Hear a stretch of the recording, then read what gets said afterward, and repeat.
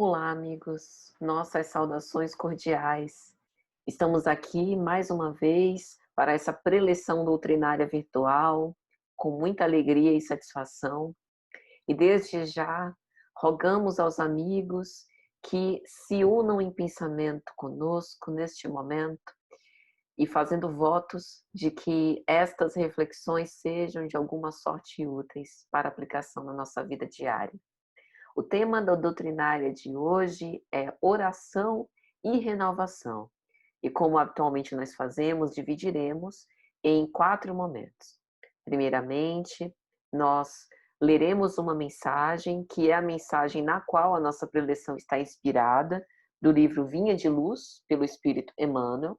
A seguir, faremos uma prece de abertura dos nossos trabalhos, depois as reflexões doutrinárias e, por fim, uma prece de agradecimento.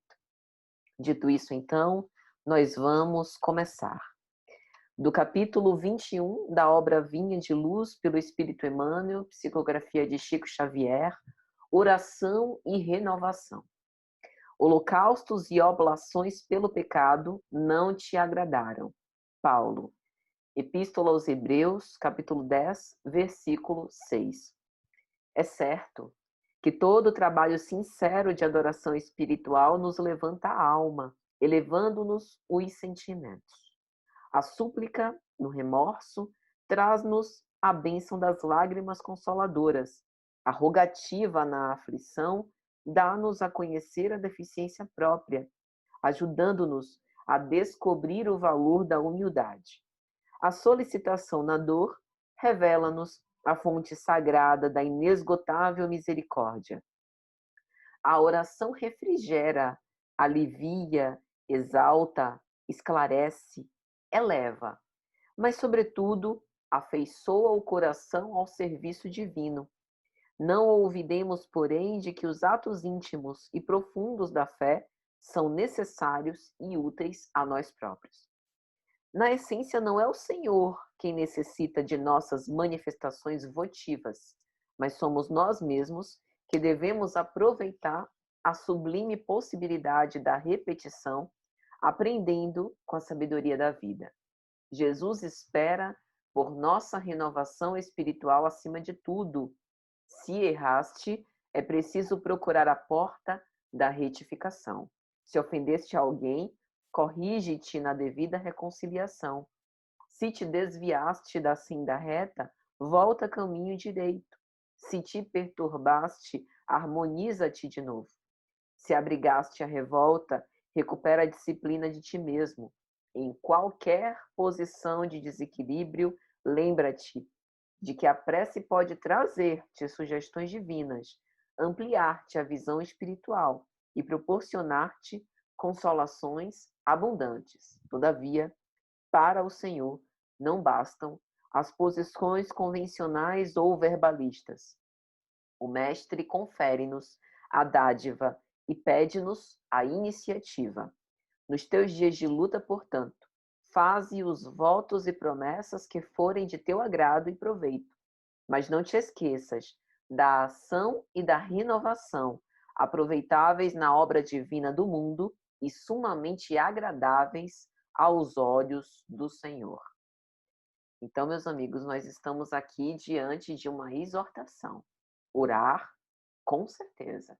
Oração é agregação psíquica, é preservativo contra a loucura, é uma forma de nós nos reequilibrarmos, de alcançarmos esta impermeabilidade às intuições menos nobres, é uma forma de nós nos resguardarmos, mas, sobretudo, renovação.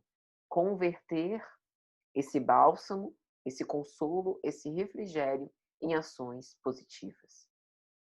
Vamos ter condição de falar sobre isso, então. Vamos, antes disso, orar. Pai nosso, que estais nos céus, santificado seja o vosso nome. Venha a nós o vosso reino. Seja feita a vossa vontade, assim na terra como nos céus. O pão nosso de cada dia dai-nos hoje. Perdoai as nossas dívidas, assim como nós perdoamos os nossos devedores. Perdoai as nossas ofensas, assim como nós perdoamos a quem nos tem ofendido. E não nos deixeis, Senhor, cair em velhas nem em novas tentações, mas livra-nos de todo mal, porque teu é o poder, o reino e a glória para sempre. Que assim seja. Então, amigos, vamos agora refletir sobre oração e renovação. Como vimos, estamos tomando por base o capítulo 21 da obra Vinha de Luz pelo Espírito Emmanuel, que trata sobre o tema.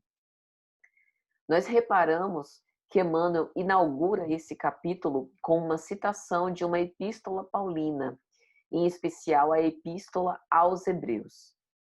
E nessa citação, na verdade, na epístola aos Hebreus, ele faz a citação de um dos salmos, de um trecho de um dos salmos, que fala sobre a adoração a Deus que não se dá com atos exteriores, que a verdadeira adoração é aquela do coração.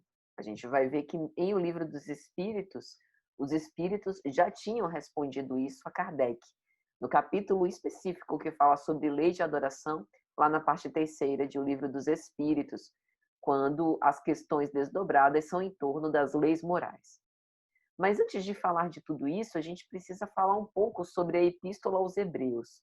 Os teólogos da Bíblia de Jerusalém vão dizer que a autenticidade da Epístola aos Hebreus é posta em dúvida, porque ali São Paulo, na forma com que os teólogos da Bíblia de Jerusalém se expressam, parece escrever de uma forma sumamente diferente. Então, até hoje, os teólogos não são unânimes em comprovar a autenticidade dessa epístola em especial. Então, eles dizem que no tocante à forma literária e o estilo deste escrito, desta carta, é de uma pureza elegante que não parece a pertencer a São Paulo. Não é que eles estejam acusando São Paulo de uma escrita grosseira, mas a forma como se escreve é sumamente diferente das outras epístolas. Quando nós, no Espiritismo, lemos a obra Paulo e Estevão, pelo Espírito Emmanuel, a gente consegue traçar uma hipótese em relação a essa autenticidade. De fato, quando a gente lê a Epístola aos Hebreus, é bem diferente das outras paulinas. Mas sabendo dessa parceria profunda e muito bela entre Paulo e Estevão, talvez na Epístola aos Hebreus, essa epístola escrita a quatro mãos, como todas as outras, tenha tido muito mais influência de Estevão do que propriamente de Paulo. Daí a estranheza da forma com que ela é escrita. Essa é uma hipótese que nós aqui levantamos. E aí os próprios teólogos vão dizer, olha, reconhece-se o pensamento paulino, por exemplo, quando se desenvolve o tema da fé. E aí eles dão vários exemplos. Mas aqui nós estamos admitindo que é um redator que se inscreve na ambiência paulina, o que para nós espíritas estamos de acordo com essa hipótese que os teólogos levantam, porque, de certo modo, é um problema que é muito bem equacionado e resolvido com a mediunidade. Então, de fato, como foi escrito a quatro mãos, há a presença do pensamento paulino, mas esse redator que se inscreve na ambiência paulina é esta parceria junto com Estevão, ainda que desencarnado. E aí eles dizem que não há acordo quando se trata de identificar quem é esse autor anônimo. Eles chegam a aventurar alguns nomes, mas preferem não citar para não incorrer em erro. E aí eles começam a falar, então, das características, já que eles não conseguem delinear a personalidade, falam de algumas características desse tal redator anônimo. Ó, possivelmente é um judeu de cultura helenística, cultura grega, e, de fato, quando a gente vai ler a obra Paulo Estevão, a gente vai ver que a ascendência de Estevão, né, é do povo hebreu, ele é um israelita da tribo de Issacar, E aí os teólogos dizem familiar na arte da oratória, quando a gente vê a pregação de Estevão, tanto na Casa do Caminho, quanto no Sinédrio, antes do seu apedrejamento, né, naquela sentença injusta, a gente vê que realmente era um orador extraordinário, profundamente inspirado pelo alto, né, e que sabia, tinha um profundo conhecimento da Torá, e sabia concatenar os raciocínios no seu discurso, ligando a lei de Moisés ao Evangelho de Jesus como poucos, né? E os teólogos continuam. Era atento à interpretação pontual das passagens veterotestamentárias do Antigo Testamento. Então, foi alguém que teve, né, contato com o Velho Testamento. Então, foi alguém que foi ensinado nas leis, né?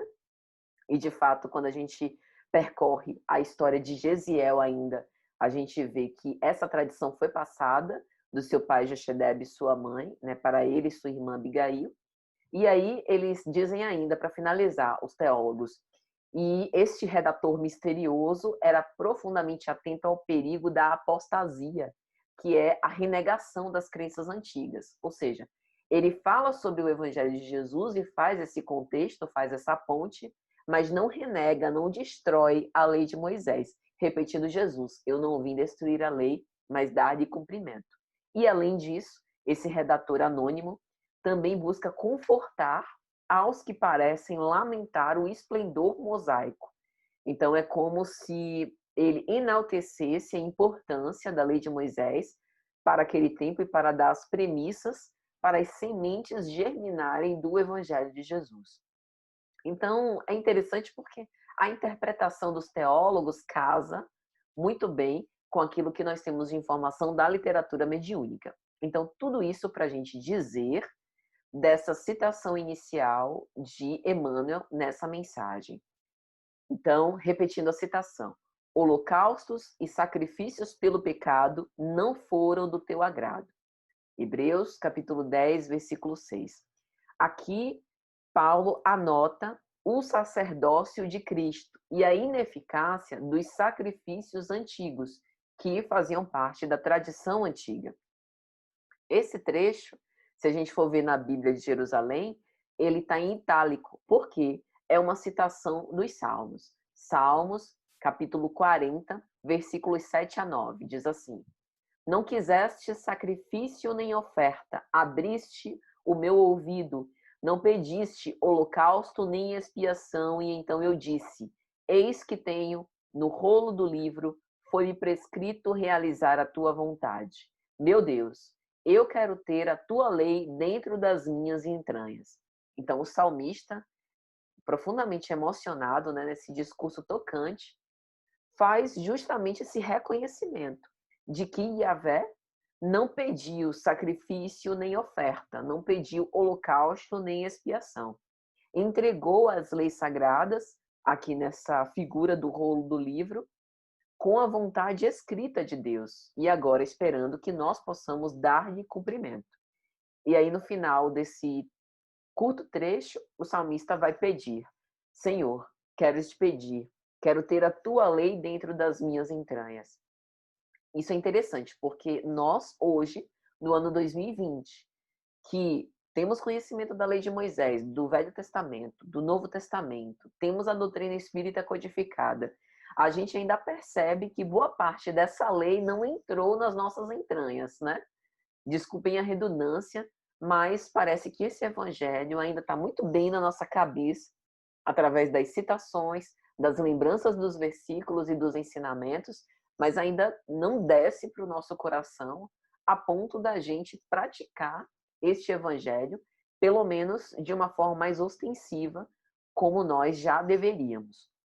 Então, é sobre isso que fala essa mensagem, e este é o tema da nossa palestra. A oração servir como renovação de hábitos, renovação de vida mesmo, perante as perspectivas de luta.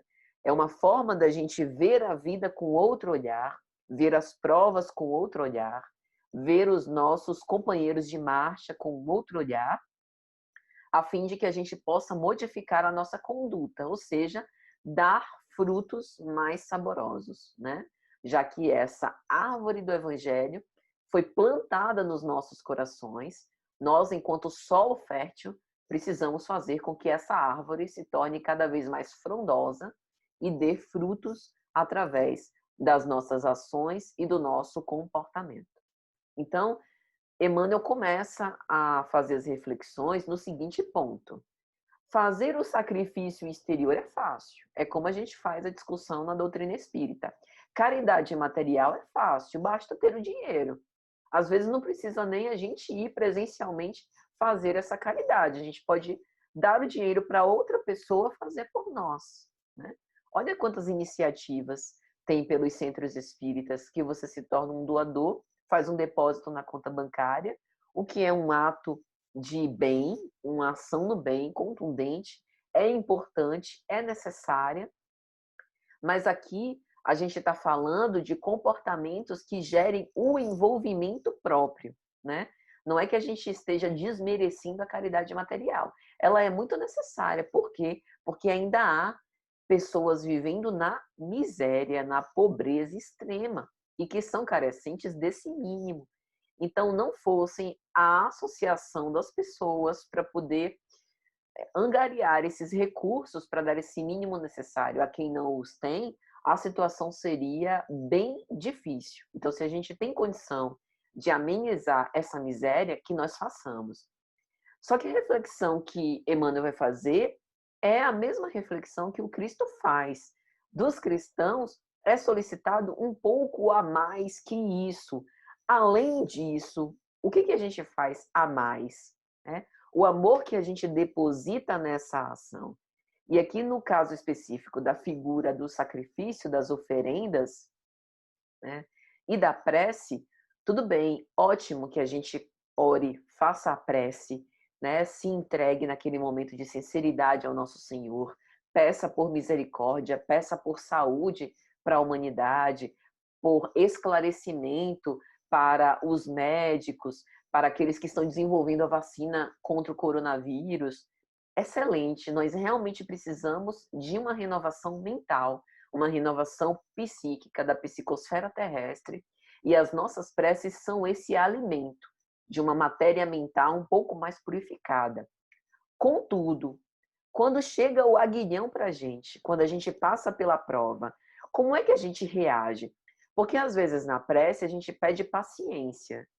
E aí não vem as pílulas de paciência em formato de comprimidos pelo Sedex chegando na nossa casa. Não é assim que Deus age, né?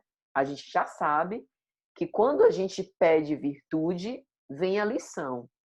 E pelo exercício da lição, se a gente fizer a lição direitinho, no final vem o aprendizado. E o aprendizado é a virtude.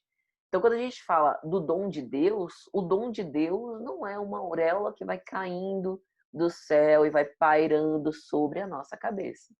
O dom de Deus é uma premiação. A gente até pode entender assim, com base no esforço próprio. Então, é por isso que Emmanuel diz, a obediência vale mais do que o sacrifício. Quem não se lembra da célebre frase de Jesus a Saulo de Tarso, às portas de Damasco?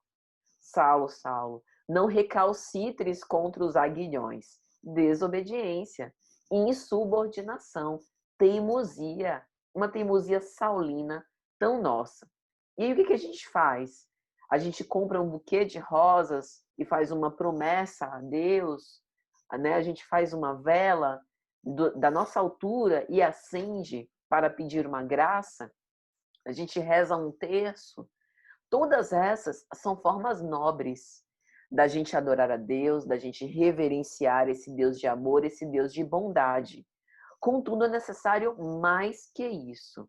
Quando Deus nos aplica as correções, quando Deus nos aplica essas provas para os nossos entendimentos, é necessário que a gente acolha sem reclamar. Embora, dado o nosso estado de imperfeição, a gente ainda reclama, a gente ainda se chateia, a gente ainda incompreende. Mas não é negar a emoção. É lógico que, por exemplo, vamos supor, a gente gostaria de uma grande realização amorosa. E aí a gente se frustra. Ora, é lógico que nós vamos ficar chateados, né? Que as nossas desilusões vão sangrar o nosso coração. É lógico que a gente se sente magoado, ressentido, que a gente fica triste, melancólico, se sente sozinho, né? Seria patológico se assim não ocorresse, se a gente ficasse completamente indiferente. A mensagem de Jesus visa quebrar a nossa indiferença, porque a nossa indiferença nos aproxima do egoísmo. Então, essas provas vêm também para quebrar as nossas resistências e nos tornar mais sensíveis. Só que a sensibilidade tem os dois lados. A gente tanto se torna mais sensível a ponto de se comover ao ler um texto evangélico, como também a gente se torna mais sensível a ponto de sentir mais a dor moral de uma traição, de uma ingratidão, de uma desilusão. Então, a questão aqui é o seguinte, não é negar a emoção, negar essa dor. A dor vem, mas o que é que eu faço com esta dor? Isso está nas nossas mãos.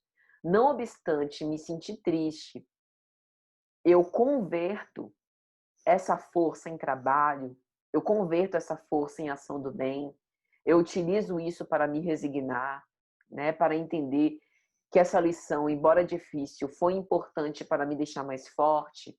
Eu me abro novamente para novas possibilidades. Essa é a função da renovação, né? Por isso que Emmanuel vai dizer, não bastará orar. Você ora, os recursos do alto vêm. Quando a gente ora, a gente se torna mais aberto. É como se a gente afinasse mais a nossa antena psíquica para se sintonizar com as vibrações elevadas. Então a gente se torna receptivo quando ora sinceramente, quando ora de coração. E aí, depois que vem essa bênção para nos fortalecer, para nos acalentar, para nos fortificar, o que a gente faz na vida prática, no comportamento? E aí Emmanuel vai dizer, os profetas frequentemente advertiram Israel contra práticas que não empenhavam o coração. Então, os profetas sempre falaram sobre esses ritos exteriores. E os ritos exteriores não são necessariamente ruins. Por exemplo, nós costumamos fazer ritos para marcar passagens. Batizado, aniversário, casamento, réveillon, né? Todas essas festas, comemoração de bodas, são ritos, são festas que nós fazemos do lado de fora para lembrar datas, para fortificar vínculos, para fortalecer propósitos, né, para alinhavar compromissos. Ou seja, o rito é um pretexto para que nós possamos envolver, engajar o nosso coração nessa proposta maior, nessa proposta de amor. Então, em relação a isso que os profetas advertiram Israel, não o rito pelo rito, a prática exterior como ato mecânico, mas que tivesse o envolvimento do nosso coração. E aí, os teólogos de Jerusalém também vão dizer que os profetas também advertiram contra uma confiança presunçosa na presença de Deus em seu templo. E, às vezes, eu acredito que nós estamos querendo repetir, né, esse traço da hipocrisia farisaica nos centros espíritas. É lógico que por conta do distanciamento social, do isolamento, nós sentimos falta. Não é a mesma coisa de nós nos reunirmos, né, numa congregação para assistir uma preleção doutrinária no centro, tomar o passe coletivo. Não é a mesma coisa do passe individual. Não é a mesma coisa das nossas trocas afetivas, dos abraços que a gente dá, dos elogios, dos reconhecimentos, né, de conversar com os nossos amigos. É lógico que é diferente, mas a gente também não pode ter essa confiança presunçosa que Deus só está no centro. Deus está interno. Deus está em tudo. Ele está presente em todo e qualquer lugar. Basta que nós possamos sentir a presença de Deus. Então é importante que a gente entenda também isso, para que esta pandemia também nos sirva de renovação de hábitos, para que a gente consiga abrir os nossos olhos, porque essa é a função do aguilhão. é nos mobilizar para frente, é fazer com que a gente saia da nossa zona de conforto, reavalie algumas atitudes enquanto nós estamos a caminho. E aí, a espiritualidade, que ela pode ser definida como esse culto interior, ela nunca foi tão convidada, nunca nós somos tão convidados a desenvolver, aprimorar a nossa espiritualidade como agora. Porque afastados desses ritos exteriores, né, da nossa mobilização, porque quando a gente se arruma para se preparar para assistir a doutrinária no centro, é todo um rito. A gente se arruma, a gente se prepara psiquicamente, vai para o centro, senta, começa a ficar em oração, a meditar, né? E tudo isso que a gente antes se preparava para ir para fora, a gente deve continuar se preparando para ir para dentro. Porque as preleções doutrinárias, elas continuam acontecendo. Veja o caso desta, né? O centro, ele disponibiliza no mesmo horário habitual a doutrinária. As ideias, elas estão sendo difundidas, né? E isso também vai criando sugestões mentais em quem assiste, que por sua vez vai tendo raciocínios desdobrando a partir daquilo que ouve. E tudo isso vai fortalecendo-nos nessa corrente psíquica, irmanadas no amor de Deus. Este é o nosso culto interior. É para isso que nós estamos estudando o Espiritismo, vivenciando aquilo que a gente estuda na doutrina. Então, os teólogos de Jerusalém vão dizer que o culto interior se afirma mais quando há disposições do coração, quando a oração, a obediência, o amor tomam em si o valor do culto. Então, não é mais o culto pelo culto, ir para o centro, como eu vou para o shopping, como eu vou para qualquer outro lugar em que eu encontro pessoas.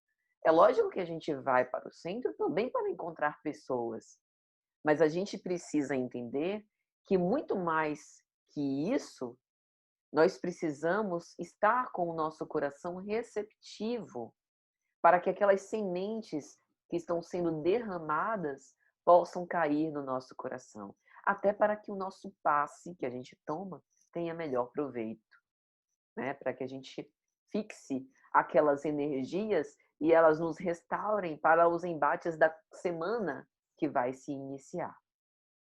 Então, a lei, por mais que tenham esses sacrifícios repetidos, ela é incapaz de levar à perfeição aqueles que se aproximam de Deus. O antigo profeta Joel, no Velho Testamento, seu capítulo 2, vai colocar uma expressão que eu gosto muito. É necessário rasgar o coração. Rasgar o coração.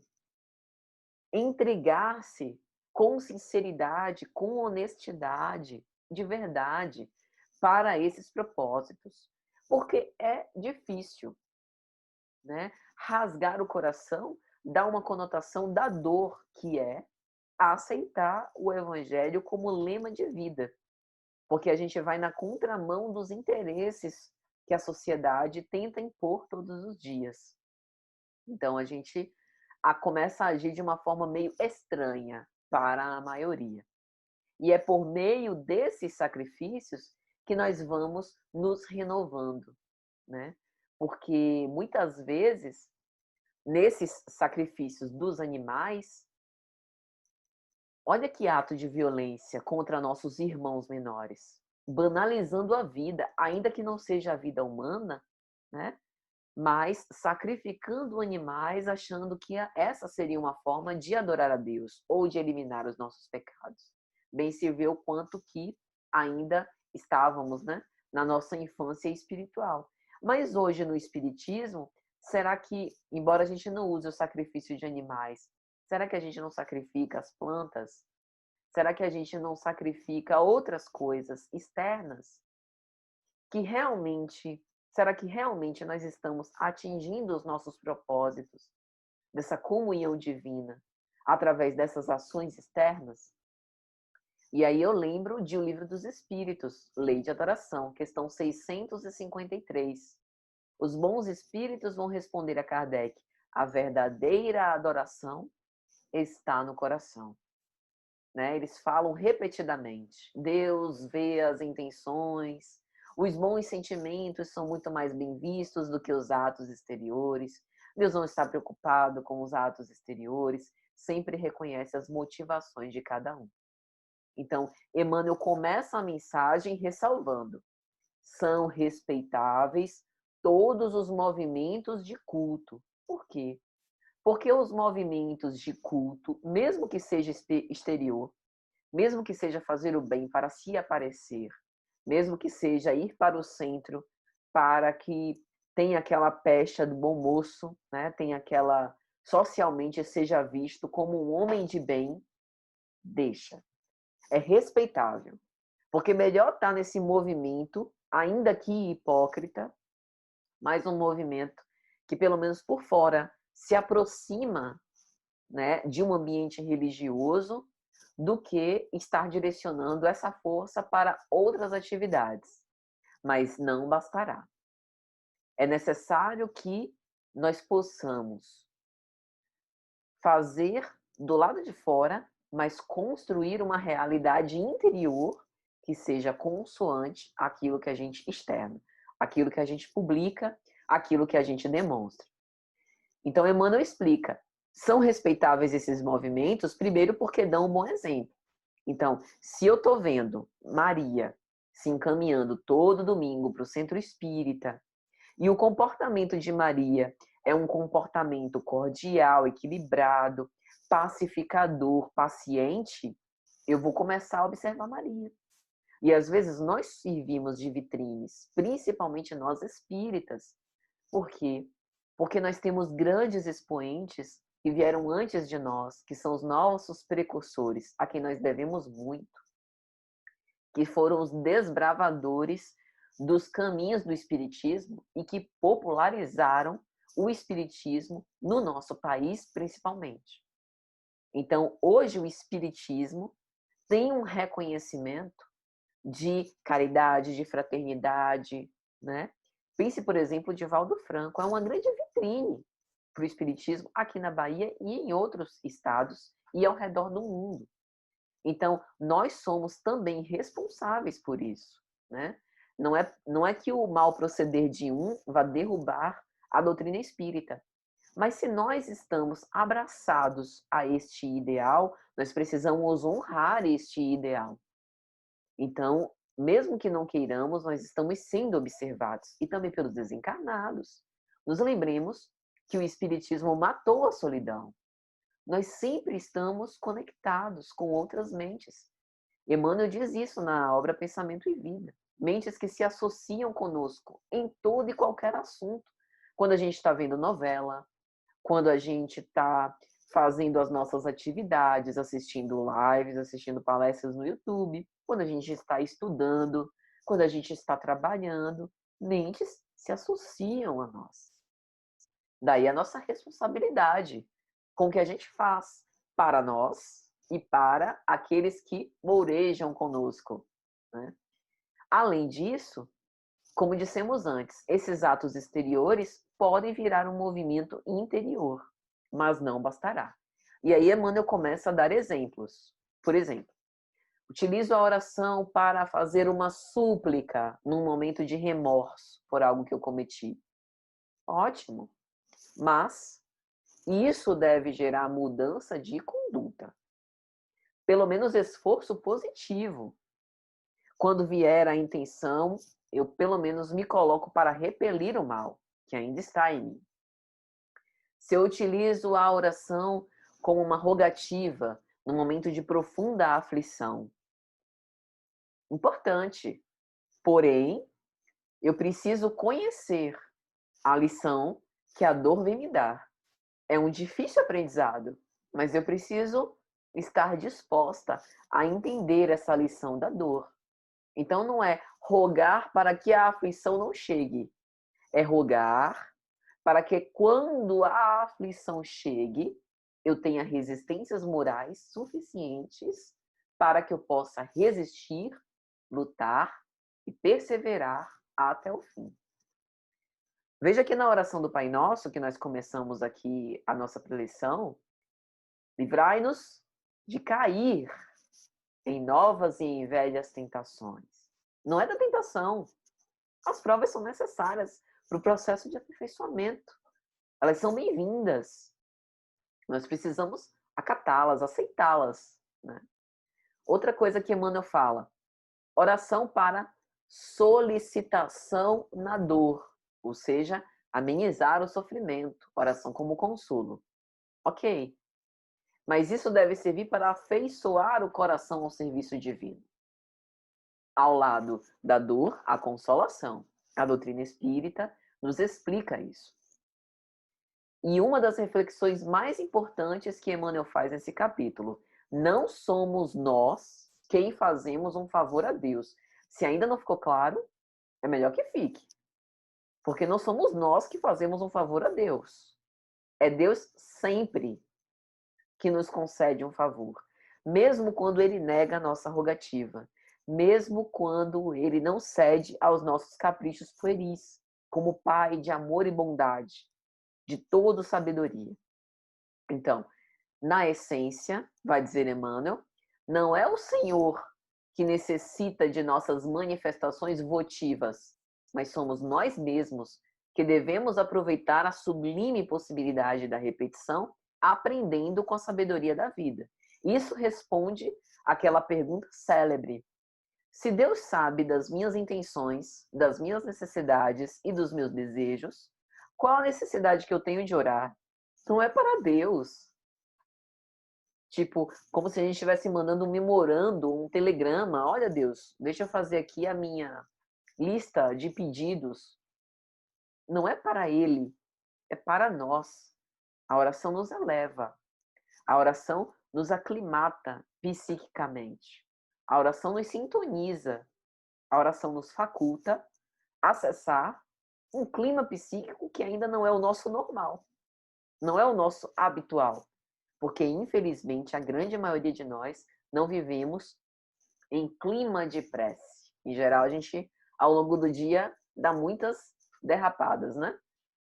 Grosso modo, são mais derrapadas do que estar sintonizado com os benfeitores espirituais. Então, Emmanuel diz, pela oração, nós temos o recurso. Agora a gente precisa usar. Se erramos, retifiquemos. Se ofendemos, nos reconciliemos. Se desviamos-nos, endireitemo-nos. Se perturbamos, harmonizemos. Se revoltamo-nos, disciplinemo-nos. Mas isso é exercício. É por isso que os dias se repetem. As lições, elas se renovam a cada dia. E aí Emmanuel chega a citar isso. Aproveitar a sublime possibilidade da repetição. Cada dia a gente tem novas possibilidades de luta. E aí a gente precisa se esforçar um pouquinho mais para poder sair desse hábito, né? Desse círculo vicioso no qual a gente muitas vezes se coloca. A oração é esse empurrãozinho.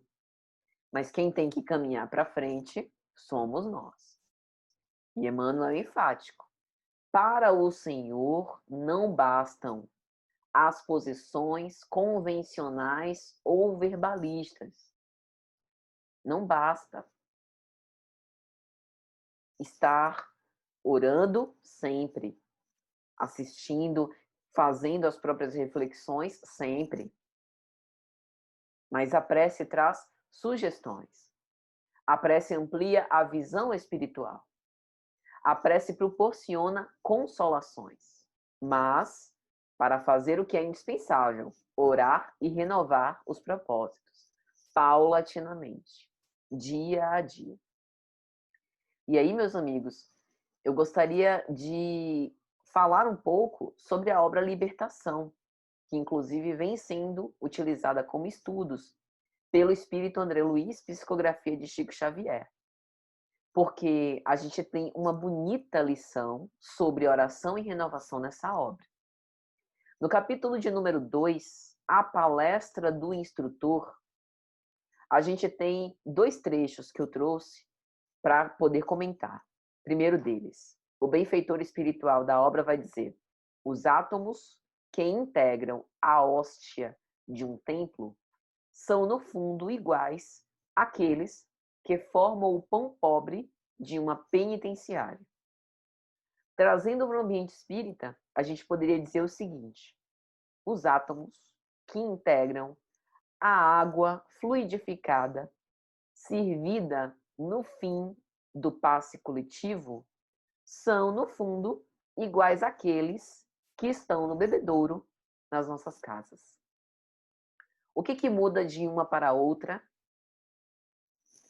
A influência magnetizante sobre a água, dos pensamentos sublimes e sintonizados com os benfeitores espirituais.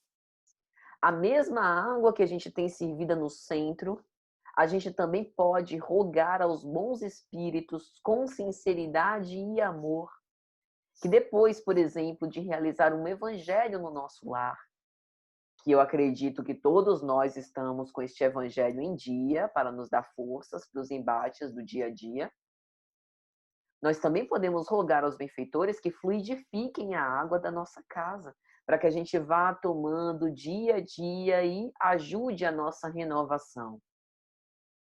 O substrato, água, é o mesmo, mas os nossos pensamentos edificantes, a nossa boa intenção, o nosso coração purificado de bons sentimentos, com sinceridade, rogando auxílio, sempre são atendidos por nosso Pai de misericórdia e de bondade. Tem um outro trecho desse capítulo que o benfeitor vai dizer o seguinte, André Luiz: a ortodoxia do mundo costuma ser o cadáver da revelação. Interpretamos do seguinte modo: os atos externos, esses trejeitos exteriores, esses ritos, acabam enterrando aquilo que é essencial na mensagem divina. Nós estamos tendo a oportunidade agora de tentar nos aproximar um pouco de reviver o que era o cristianismo primitivo. Eu não sei se vocês já pensaram sobre isso. Olha, o cristianismo primitivo, ele não tinha associações de grandes igrejas, não. Quem lê a obra Paulo Estevão, por exemplo, que é uma das mais belas obras que fala sobre o cristianismo primitivo, vai ver isso. As igrejas cristãs primitivas não tinham recurso para quase nada. Eles se ajudavam com recursos próprios, doações pequenas, pontuais. Era muito mais boa vontade do que recurso material. As associações eram domésticas. Era a casa de alguém que se abria para reuniões. Lembremos dos cristãos primitivos se reunindo em catacumbas, nos cemitérios. Era assim, minha gente. Era assim. Primeiro, por conta da perseguição, e tinha que ser às escondidas. Segundo, por conta da total carência de recursos. Vejam as estruturas hoje dos centros espíritas, em sua grande parte. Que maravilha! Com doações, né, com obras assistenciais, cursos, né? Olha a circulação, o número de circulação de pessoas nos centros espíritas. É bem diferente. Os centros cresceram e, por um lado, isso é ótimo, porque ajuda mais pessoas, divulga mais a mensagem, tem condições de beneficiar mais corações. Mas tem outro lado. Se a gente não estiver suficientemente vigilante, a gente se perde do que é essencial.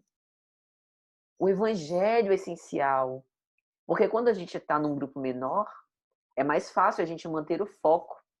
À medida que a gente se expande, que a gente vai crescendo, controlar tudo isso requer envolvimento de todos os elos desta corrente. Então a gente está num momento muito especial, porque a gente voltou para casa. Nosso templo agora é o nosso lar.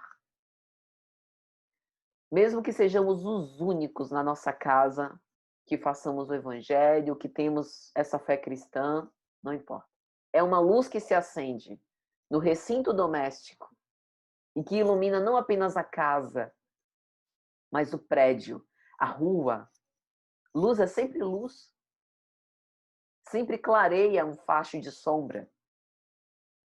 Então, todas essas considerações, elas são importantes para a gente ver o valor da renovação individual. Jesus não se importava em fazer revoluções mega, blaster, hiper. Escolhia uma cidadezinha pequena, pessoas contadas para serem seus discípulos.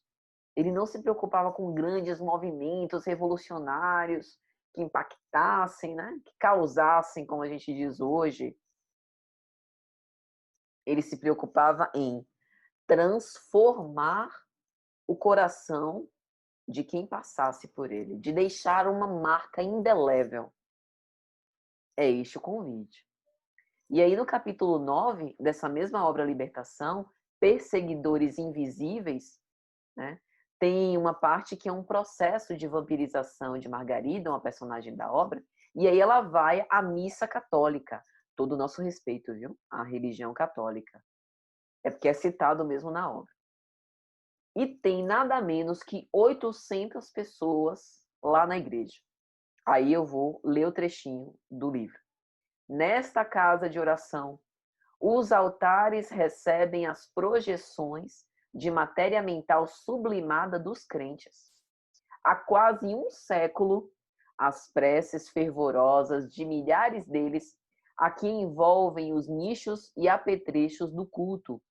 É natural que resplandeça. Através de semelhante material, os mensageiros celestes distribuem dádivas espirituais com todos quantos sintonizem com o plano superior. A luz que oferecemos ao céu serve sempre de base às manifestações do céu para a terra. Veja que coisa. Pense numa igreja católica, bem ornada, com as imagens dos santos.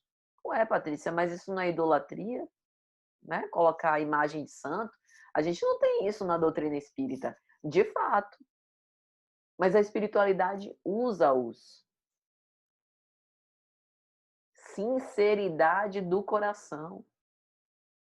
Veja o que ele disse. Os altares recebem as projeções de matéria mental sublimada dos crentes. Quem vai a esses recintos, que faz as suas preces sinceras, essas matérias mentais das orações recaem do alto como resposta de vibrações, de consolo, de paz, de lenitivo. E continuam reluzindo, mesmo depois que essas pessoas saem, com o DNA desses crentes sinceros. Eu pensei bem nos centros espíritas quando eu li isso. Imagina. Por isso que a gente, quando entra numa instituição espírita séria de muitos anos, e a gente diz, né? Nossa, que clima maravilhoso, que clima de paz que tem aqui. Matéria mental sublimada dos crentes. A gente pode transformar a nossa casa nesse ambiente psíquico, o lugar onde nós fazemos as nossas orações. O nosso lar, ele pode se iluminar do mesmo jeito. Então veja como esse isolamento tem na verdade esse lado que é uma grande bênção. Mas aí André Luiz vai observar que o celebrante, no caso o padre, tinha a sua mente pairando em outro lugar, afastado da missa. O seu coração não estava lá na missa. Os comungantes estavam pouco sintonizados que recebiam a hóstia. As hóstias coroadas de uma luminosidade resplandecente. E aí os comungantes pegavam a hóstia, né, deglutiam, e a grande maioria não aproveitava, por questão de sintonia, que faltou. Aí André Luiz chega a dizer: "Mas tinha uma delas, uma senhora fervorosa, de conduta irrepreensível, cujas florações que saía da hóstia foram diretamente depositadas no seu coração". Olha que coisa bonita. Então, meus amigos, já caminhando para o final de nossas observações, eu gostaria de falar sobre o Médium Divaldo Pereira Franco. Ficou bastante popular um vídeo que Divaldo publicou nos últimos dias, pedindo preces para a intervenção cirúrgica que ele passou por conta de um problema bastante antigo, né, das hérnias de disco. E eu achei muito interessante o pedido de Divaldo, né. Primeiro, pela exortação humilde de pedir preces para que dê tudo certo na intervenção, para a sua pronta reabilitação, enfim. Mas aqui eu gostaria de me aventurar a fazer uma reflexão sobre este pedido. Eu acredito que Edivaldo fez-nos um favor. E não somos nós, a orar por ele, que estamos a fazer um favor a ele. Quando Edivaldo faz um pedido como esse, para os espíritas e não espíritas, porque há quem acompanhe o trabalho dele que não é espírita, ele ajuda para que a humanidade terrestre, que corresponde à sua audiência, se irmane em vibrações de oração. Ainda que o propósito seja a saúde dele, naquele momento, nós estamos aclimatados psiquicamente, irmanados numa grande corrente de vibrações auspiciosas. Com esse pedido humilde, ele nos ajuda a nos elevar de faixa. Que nós possamos ouvir este apelo e orar mais uns pelos outros, a fim de que todos nós possamos colaborar individualmente e em conjunto para modificar a psicosfera da Terra, para que em breve nós possamos participar mais ativamente desse processo de regeneração, para que os nossos atos individuais se unam com uma renovação da humanidade inteira. Nossos votos de muita paz, que Jesus abençoe a todos. Vamos orar. Mestre amado, que o Senhor tenha misericórdia de nós, de nossas imperfeições e iniquidades. Vem ter conosco, Mestre, pela necessidade que temos de alcançar teus sublimes desígnios. Nós queremos agradecer por essa oportunidade e rogar pela saúde de todos aqueles que assistem esse vídeo, de todos os que estão nos hospitais, nas filas para atendimento, de todos os que padecem de adoecimento físico, psíquico e espiritual. Que nós possamos recolher os benefícios dessa oração singela, porém muito sincera, e que o Senhor seja sempre louvado. Que assim seja. Meus amigos, um grande abraço e até a próxima, se Jesus permitir.